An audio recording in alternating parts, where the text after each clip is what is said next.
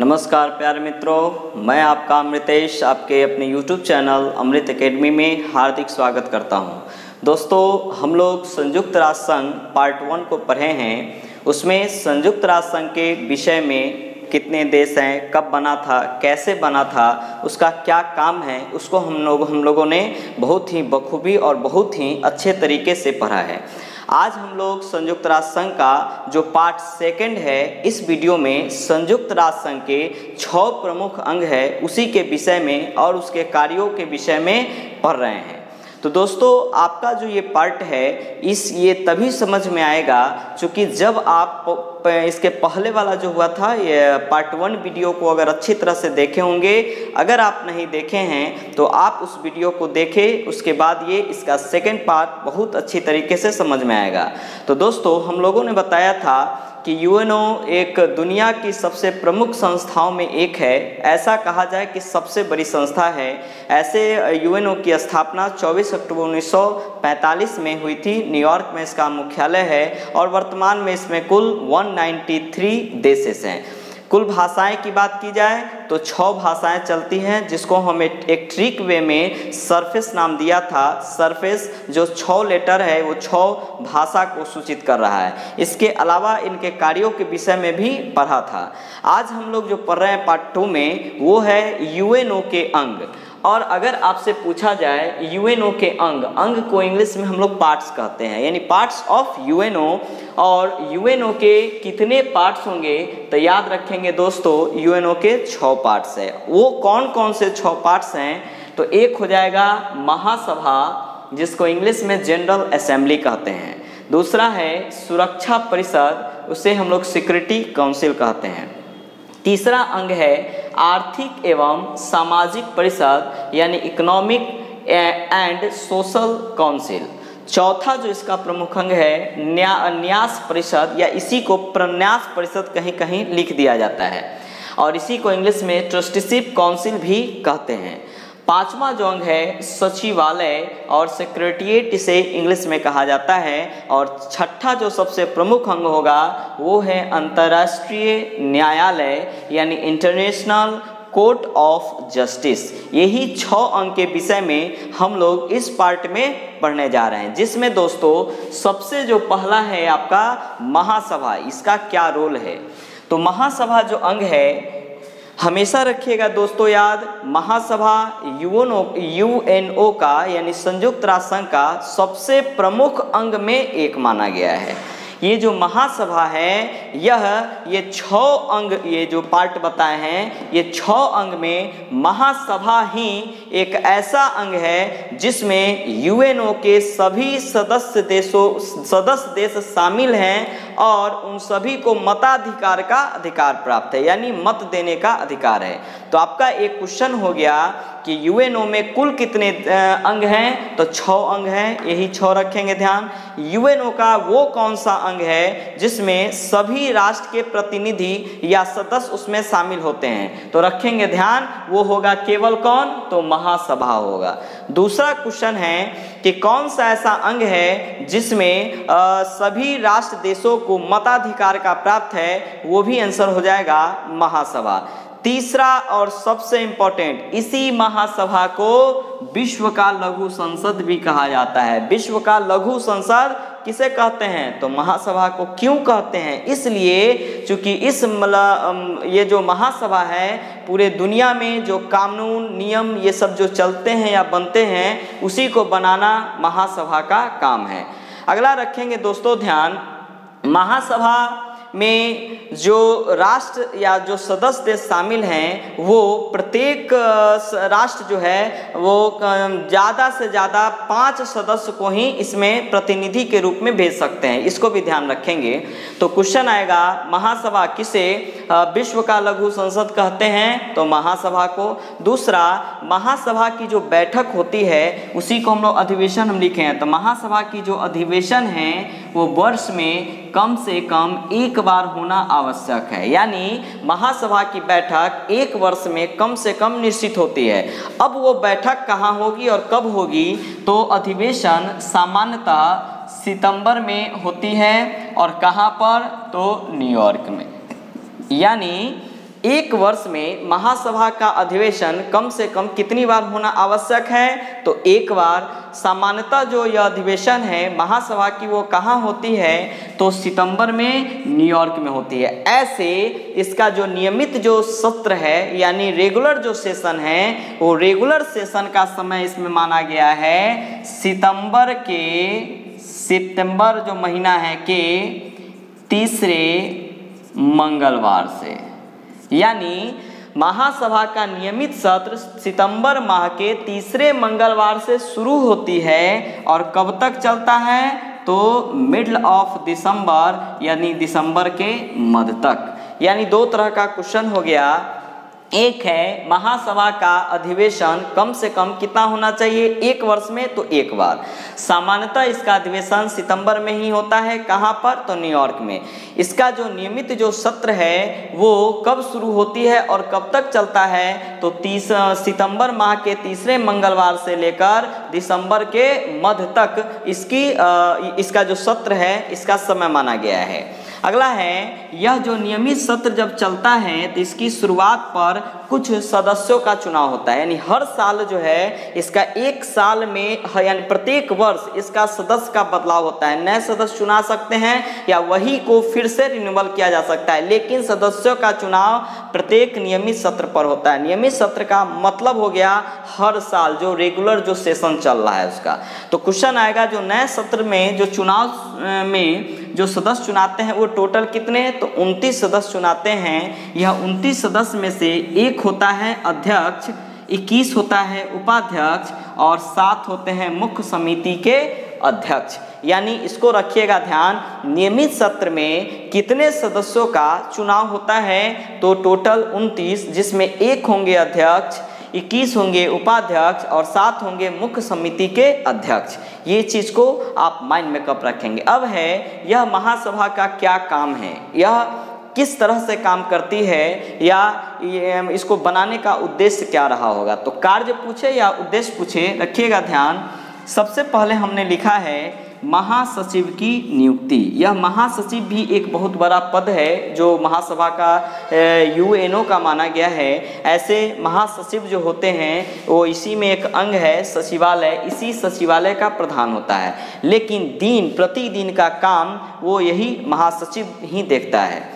तो इस महासचिव की नियुक्ति यही महासभा की होती है, लेकिन किसकी अनुशंसा पर? तो वो होगा सुरक्षा परिषद के अनुशंसा पर। यानी इसका एक काम हो गया कि सुरक्षा परिषद के अनुशंसा पर महासचिव की नियुक्ति करना, इसका एक काम है।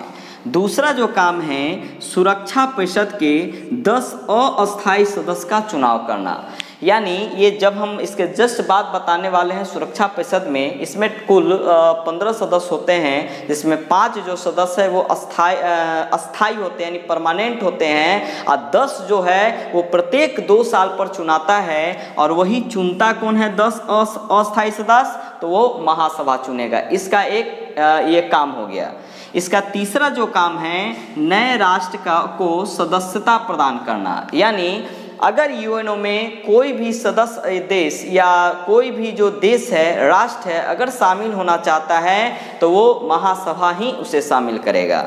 चौथा जो है संघ का बजट पारित करना। यानी जो यूएनओ में बजट जो पारित होती है वो महासभा में ही होती है या महासभा के द्वारा ही होती है, लेकिन बजट पेश कौन करेगा? तो वो करेगा महासचिव। तो 2 तरह के क्वेश्चन हो गए कि यूएनओ में बजट को पेश कौन करता है, कौन लाता है? तब महासचिव। यूएनओ में बजट कहाँ पेश होती है, पारित होती है, तब रखेंगे महासभा में। ये 2 तरह के क्वेश्चन हैं।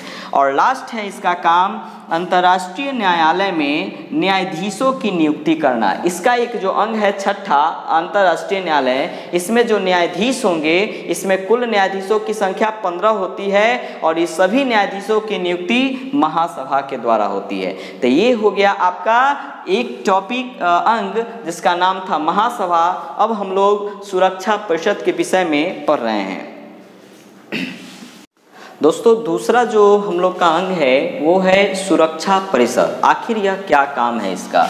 तो सुरक्षा परिषद सुरक्षा परिषद यानी सिक्योरिटी काउंसिल। देखिए दोस्तों, इसका मेन काम है दुनिया में शांति और सुरक्षा बनाए रखना, यानी विश्व में शांति और सुरक्षा बनाए रखना ही सुरक्षा परिषद का काम है।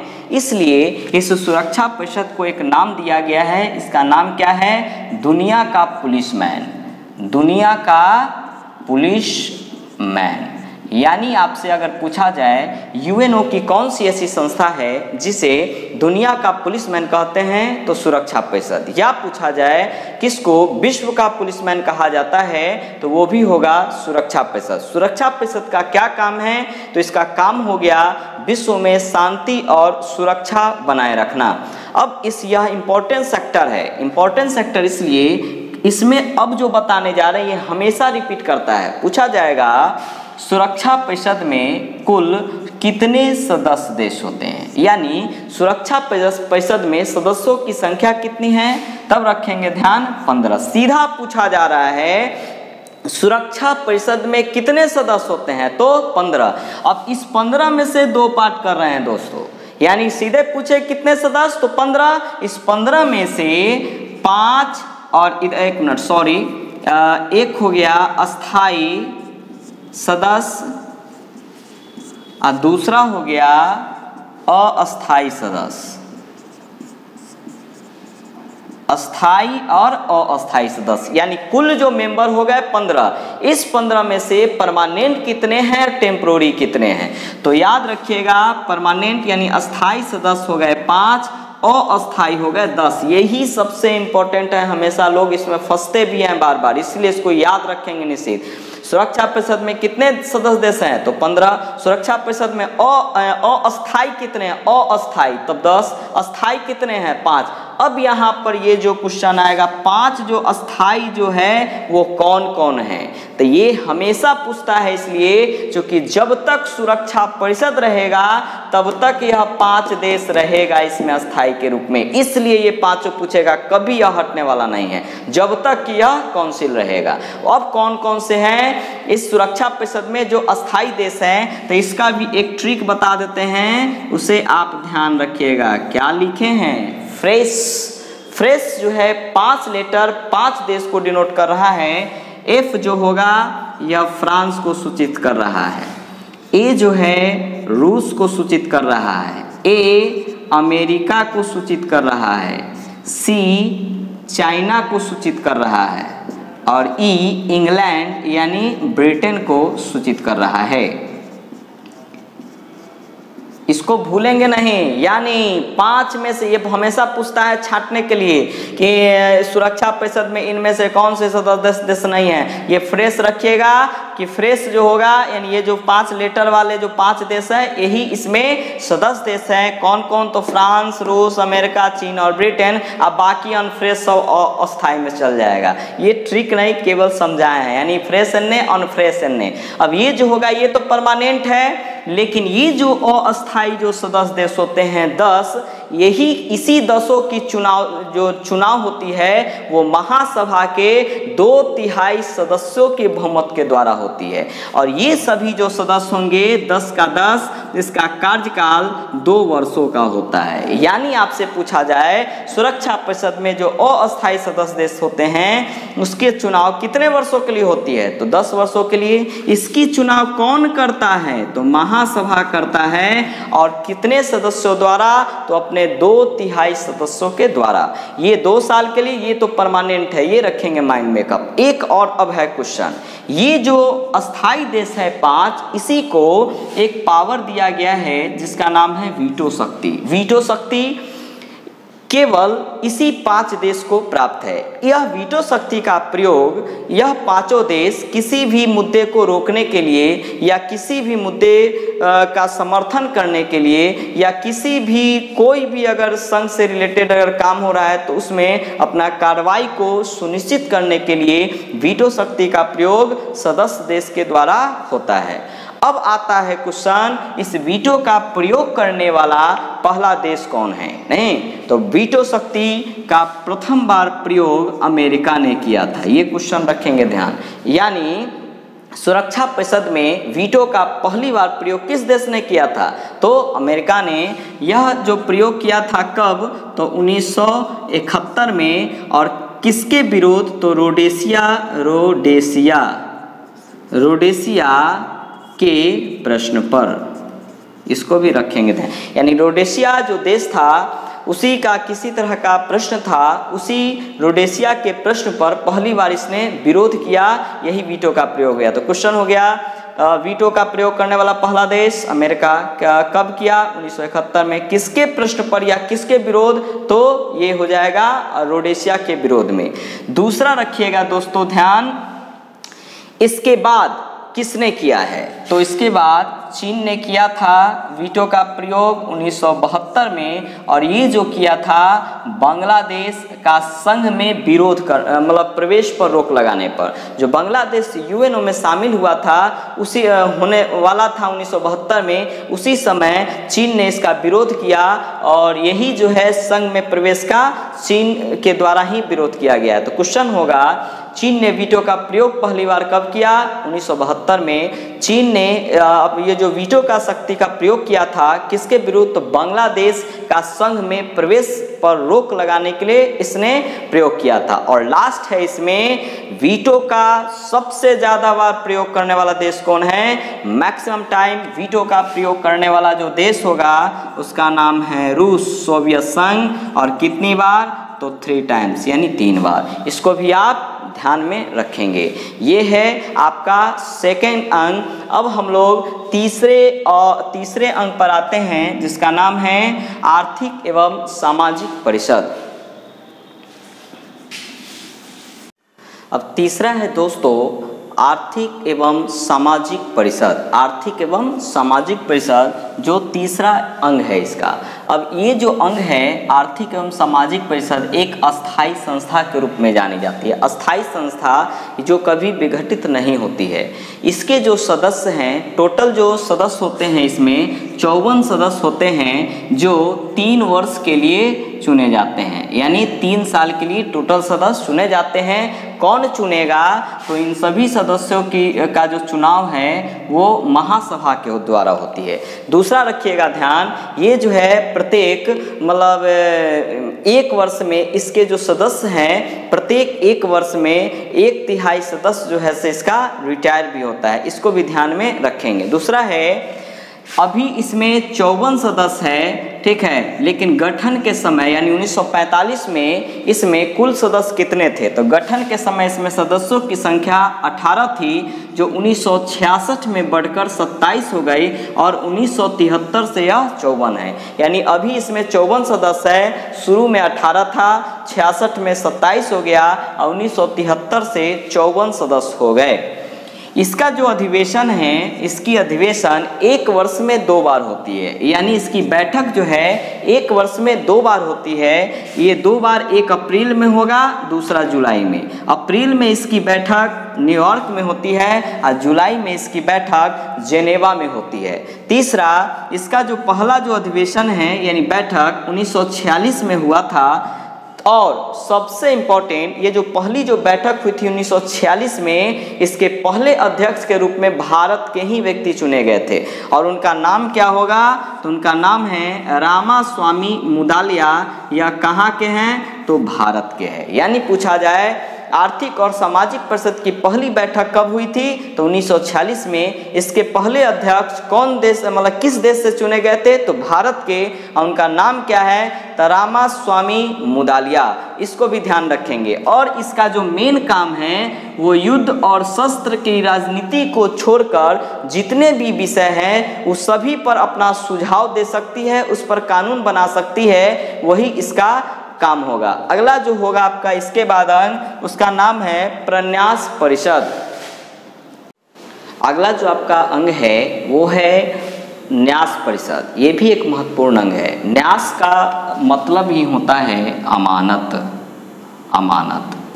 और ये न्यास परिषद को बनाने का मुख्य उद्देश्य जो था कि दूसरे विश्व युद्ध के बाद जो भी देश स्वतंत्र नहीं हो पाए या जो भी राज्य स्वतंत्र नहीं हो पाए, उसे अपना अमानत समझते हुए, न्यास समझते हुए विकसित राष्ट्र उस जो राज्य या राष्ट्र है उसे स्वतंत्र करे एवं उसकी अर्थव्यवस्था को पटरी पर लाने का प्रयास करे, यही इसका मुख्य उद्देश्य था बनाने का।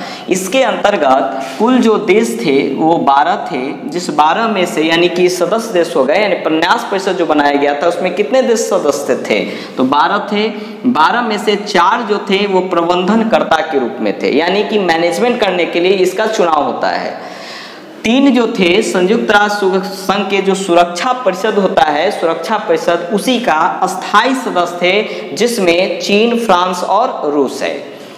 5 जो सदस्य देश हैं ये निर्वाचित होते हैं, जिसका कोई भी फिक्स नहीं रहता है कि यही रहेगा, यानी 5 निर्वाचित सदस्य होते हैं। यही देशों के साथ इस तरह का अर्थव्यवस्था को कैसे लाना है पटरी पर, उसको सुनिश्चित किया जाता है। अगला जो है प्रन्यास परिषद, न्यासी क्षेत्र। न्यासी क्षेत्र या प्रन्यासी क्षेत्र, इसके अंतर्गत कुल 11 राज्य या 11 राष्ट्र होते हैं। अब यह प्रन्यासी परिषद या न्यासी परिषद क्षेत्र क्या होता है, तो संयुक्त राष्ट्र संघ का वैसा क्षेत्र जिसके अधीन कोई भी राज्य को रखा जाता है, उसको विकसित करने के लिए उसे प्रन्यासी क्षेत्र कहते हैं। यही इसका मुख्य उद्देश्य था। इसमें विशेष रोल नहीं है और इसको बनाने का जो उद्देश्य था उसे अब पूर्ण माना जा रहा है। कब से, तो 1994 से, क्योंकि 1994 में जब अमेरिका के अधीन एक द्वीप था जिसका नाम था पलाऊ जो है वो प्रशांत द्वीप में पड़ता है, प्रशांत द्वीप में स्थित है। ये प्रशांत द्वीप का जो ये पलाऊ है, जब 1994 में अमेरिका से स्वतंत्र हो गया, तब न्यास परिषद का जो स्थापना था इसका उद्देश्य पूर्ण माना जाता है। यही इसका मेन होगा। ये आपका प्रन्यास है। उसके बाद जो प्रन्यास परिषद के बाद होता है सचिवालय यानी सेक्रेटेरिएट। सेक्रेटेरिएट जो है इसका क्या रोल है, तो संयुक्त राष्ट्र संघ में जो दिन प्रतिदिन का जो काम होता है, यानी डेली जो काम होता है, उसी का निपटारा करना सचिवालय का काम है। यानी इसका मेन काम क्या हो गया, तो प्रतिदिन के कार्यों का निपटारा करना, कार्यों का निपटारा करना, ठीक है। यानी प्रतिदिन जो काम होते हैं उसका निपटारा कहाँ होता है, सचिवालय में। और इसी सचिवालय का जो सबसे बड़ा अधिकारी होता है उसी का नाम होता है महासचिव, जिसकी चर्चा हम वीडियो के शुरू से कर रहे हैं। यानी महासचिव किसका सबसे बड़ा अधिकारी है, तो वो होगा सचिवालय का। सचिवालय जो है संयुक्त राष्ट्र संघ का प्रशासनिक अधिकारी भी कहलाता है, वो ये महासचिव को कहते हैं। यानी क्वेश्चन पूछा जाए संयुक्त राष्ट्र संघ में कौन ऐसा पद है जो प्रशासनिक अधिकारी के रूप में होता है, तो वो होगा महासचिव का। पूछा जाएगा महासचिव की नियुक्ति किसके द्वारा होती है, तो महासचिव की नियुक्ति महासभा के द्वारा होती है। पूछा जाएगा इसका कार्यकाल कितने वर्ष का होगा, तो 5 वर्ष का होता है। अब क्वेश्चन आता है महासचिव का काम क्या है, तो सचिवालय में क्या था, दिन प्रतिदिन के कार्यों का निपटारा करना, और वो निपटारा कौन करेगा, तो वही महासचिव करते हैं। यही इसीलिए बोले हैं ये मेन प्रशासनिक अधिकारी हो गए संयुक्त राष्ट्र संघ के।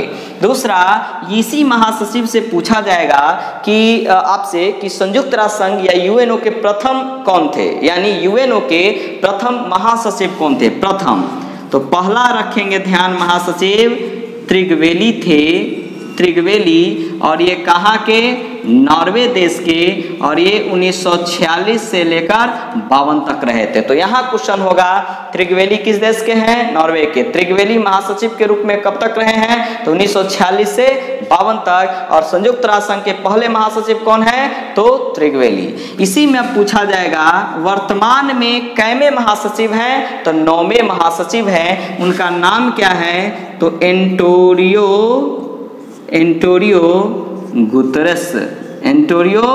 गुतरेस। और ये किस देश के हैं, तो पुर्तगाल के हैं। ये कब से हैं, तो 1/1/2017 से अभी तक यही जो है इस पद पर है। यानी वर्तमान में महासचिव कौन है यूएनओ का, तो एंटोनियो गुतरेस कहाँ के हैं, पुर्तगाल के कब से हैं, तो 2017 से अभी तक हैं। अब आपका जो अंतिम अंग है उसका नाम है अंतर्राष्ट्रीय न्यायालय, उसको भी अब हम लोग डील।